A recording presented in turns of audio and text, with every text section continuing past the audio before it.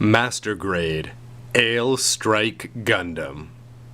Hey again everybody, it's Robert184, 2Rs 2Bs from YouTube and the new Gundam.tk. Good to have you here.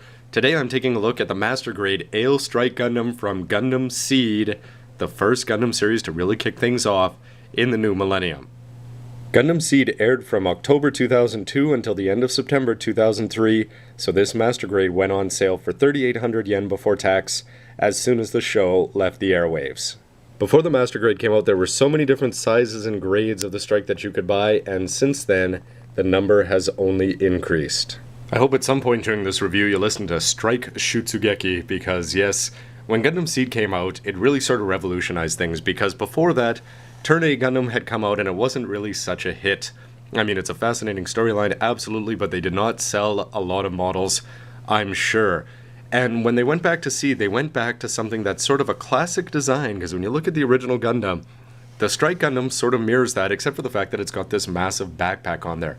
And backpacks, and the Strike packs in particular, aren't new to the Gundam universe if you go back to things like F90, but it was still neat to see how classic this could be, and simple, and yet advanced. And of course that led into Freedom towards the end, but the Strike is still one of the most best-loved suits of the decade, I'm sure. Now sadly my box is long gone, so why don't I show it to you in a different venue? This might be a good time to put on some music.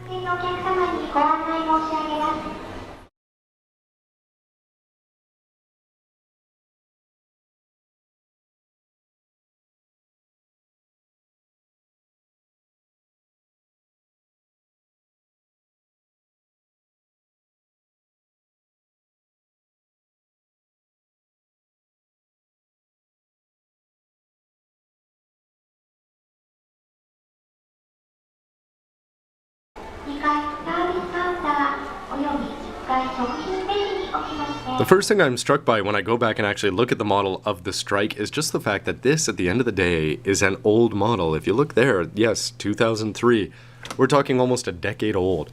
And when you go back to old Master Grades like the GPO-1 and GPO-2A, and even the Ground Gundam of 2000, for me, the Strike Gundam in 2003, there were so many advances in those 3 years that this doesn't strike me as being an old Gundam. It has most of the things that you'd expect in a new and modern Gundam, and that is certainly to the modeler's benefit. A solid if unspectacular manual with some information on the suit down there, and just the headshot on the cover. When you go inside, you're going to get the fictional information on the GATX 105 Aile Strike Gundam, a whole bunch of fictional parts if you're into that kind of thing. And then when you crack it open, you'll be struck by just how big, how few plates there are and just how big they are on the page. So you're going to go all the way up to the H, but once you've done the H plate, you're going to have the I plate, which is a massive base, and you're going to have some J parts, which just go add to that, some polycaps and some beam sabers, but don't expect a lot of parts for this, despite the fact that it actually has a backpack. Once you go inside, it's good, but I wouldn't say it's new standard yet, because it's not going to show the chest before you actually build the chest and show you which plates you need. But anyway, all the things are here. It's very clear and easy to put together, even if it's your first model. Some cartoony looking art there, some more information about it as it gets launched, which is such an important part for the dynamicism of this Gundam. It shows all the weapons here. You've got the Aile Striker pack. Remember that it had the 3. This was the only one to come out in Master Grade form for a long time. You've got your beam rifle, the beam saber, and the Armor Schneider hot dog knife, plus shield. On the inside, you've got a color splash page, which shows off probably the worst Gundam gimmick of all time. Yes, when it doesn't have its phase shift armor on, they're pretty much just gray. I can't wait to go out and buy gray Gundams as variants. Anyway, here you've got this iconic pose from the opening of the anime. It's flying off here with Freedom. Of course, it would have a different pilot in there. Front and rear shots and the weapons. Again, those Armor Schneiders, as small as they are, do look impressive just because of the posability that the Strike is going to offer you. The shield and beam rifle, a little bit unspectacular, although the shield I think is a good twist on an old classic. The beam sabers, again, simple, but just the fact that you can have good poses show it off. Now what helps you get those good poses? Well, really simple. If you watch the opening, I don't know if you can't be struck by just how awesome it is to see Strike launching. And go look up that music again. This is the 3rd time I think I've mentioned it. But anyway, here you can have it inside, it's getting ready to launch, and then off it goes into space. And that's something that being able to recreate on your shelf, I think is fantastic. Combine that with the fact that you're going to get an actually really good inner frame, not a complete one, but they're getting more and more complete there. Little details like the one that the 1/100th didn't have, like the shoulders popping open. The arms look good. The armor, if you want to go paint the insides, more power to you. And the Aile Strike pack, having the ability to bend those down and get it out of the way, is impressive.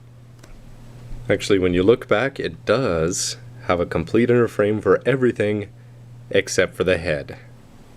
The back of the manual shows you how to put together the weapons, the Aile Striker, and the base, with including some piping there, and how you can actually get this maneuvered into different places. And on the back, you're going to have a list of marking seals, not in color, which is somewhat disappointing. It does come with a fair number of decals.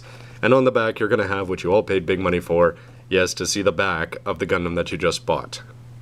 For the Gundam itself, once it's all put together, you're going to have the legs and feet together, the waist section, arms with manipulators, separate shoulders for either side there, a simple looking chest, a head, and the Aile Striker pack. For weapons, you'll have the shield and the beam rifle, which is pretty simple looking, the armored Schneiders, which I've slightly painted there, 2 beam sabers, a plug if you're not using the base, and a very tiny Kira Yamato back in his early seed days. Sometimes it's fun to go back and look at older kits like this, because the 08th MS Team was my first Gundam, but I watched Seed shortly after that just because it was new and hot, and the fact is, you could get stuff from Seed anywhere in stores all over Japan, and putting together this Aile Striker was just a lot of fun for me, because this was the first time that you really got to see some of the things like the inner frame, the simple design, but just the fact that it's got all these extra gray parts around there.